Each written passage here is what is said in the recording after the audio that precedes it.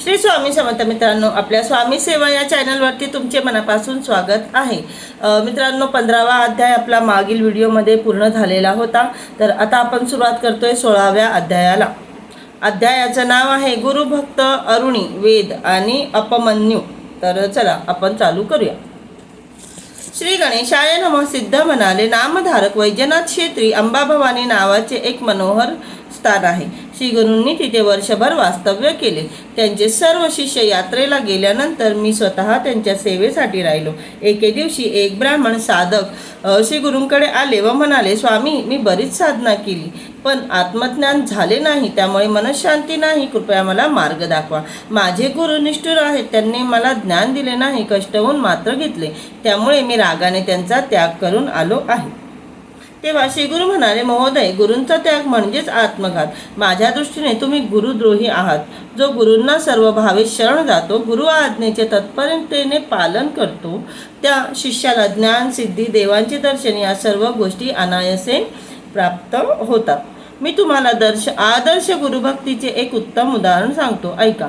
द्वापर युगात द्वारकेत धौम्य नावाचे ऋषी राहत होते। त्यांचे अनेक शिष्य होते। अरुणी, वेद आणि उपमन्यू हे त्यांच्यापैकीच तिघे। धौम्य आपल्या शिष्यांची अनेक प्रकारे परीक्षा घेत असत आणि कसोटीला उतरल्यावर शिष्यांवर तत्काळ कृपा करत असत। एके दिवशी त्यांनी अरुणींना शेताला पाणी देण्यास सांगितले।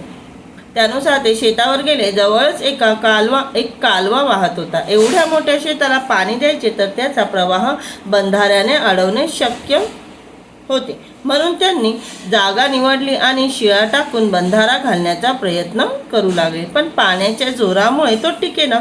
तेव्हा प्राण गेले तरी चालतील, पण शेताला पाणीही द्यायचेच असा निश्चय करून बंधाऱ्याचा जो भाग प्रवाहापुढे टिकत नव्हता तिथे ते स्वतःच आडवे झोपले। हा प्रयत्न सफल झाला। प्रवाह अडला व शेताला पाणी मिळाले। रात्र झाली तरी ते परतले नाही। तेव्हा चिंतामग्न धौम्य मशालीच्या उजेडात त्यांना शोधण्यासाठी आले। शेताला पाणी मिळालेले पाहून त्यांना समाधान वाटले, पण अरुणी कुठेच दिसले नाहीत। त्यांनी हाका मारल्या तेव्हा ते प्रवाहातून बाहेर आले।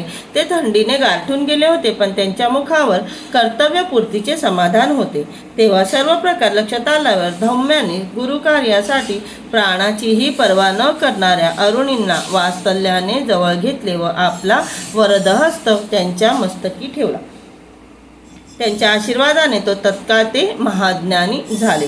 म्हणजे त्यांच्या गुरुनी त्यांना ते कार्य दिलं होतं की या शेताला पाणी द्यायचे आहेत, पण पाण्याच्या वेगामुळे जो ते बांध घालत होते तो राहत नव्हता। मग शेवटी न राहून त्यांनी स्वतः तिथे आडवे झोपण्याचे ठरवले आणि ते तिथे जेव्हा आडवे झोपले तेव्हा ते पाणी थांबलं आणि या सगळ्या कार्याने त्या शेताला जे गुरुनी पाणी द्यायला सांगितलं होतं ते कार्य त्यांचं संपन्न झालं।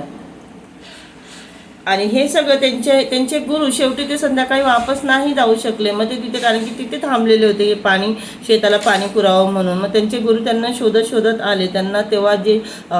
तेव्हा त्यांनी पाहिलं की आपले शिष्य जे आहे आपण सांगितलेल्या कार्यासाठी त्या अक्षरशः आपल्या जीवाचीही काळजी न करता ते आपण सांगितलेलं काम ते पूर्ण करत आहेत। हे सगळं पाहून त्यांच्या गुरूंनाही त्यांच्यावरती खूप अभिमान वाटला। त्यांच्या गुरूंनी त्यांना आशीर्वाद दिले आणि त्यांच्या आशीर्वादाने ते तत्काळ महाज्ञानी झाले।